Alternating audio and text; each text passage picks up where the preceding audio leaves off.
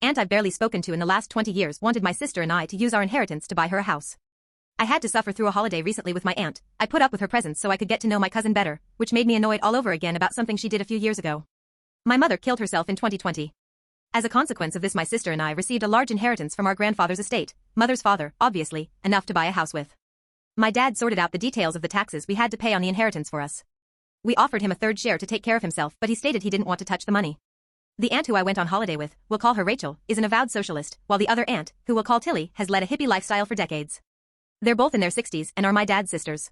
Because of their chosen lifestyles, they don't have much in the way of savings, but they're adults. They chose their lifestyle and they have to live with the consequences of that. A year or two after my mother killed herself, Tilly had some sort of crisis where her rent increased and she wasn't sure how she was going to be able to afford her place/accommodation. I'm not sure of all the details. What I do know is Rachel reached out to my dad, not to my sister or I, but my dad, with the suggestion that we use our inheritance, which we inherited from the other side of the family, our mom's dad, to buy Tilly a house, which she would then leave to us in her will. So I would have to wait until my middle age to get access to my own money to buy a house with. This is a person we've barely spoken to in the last 20 years. The audacity of this was absolutely amazing, and made the holiday even more annoying, as I feel certain their attempts to get closer to us have partly to do with our money. Rachel's behavior on the holiday was also pretty irritating, asking inappropriately personal questions. Were you close with your mom? Acting childishly upset because we were late to events she wanted to go to, etc.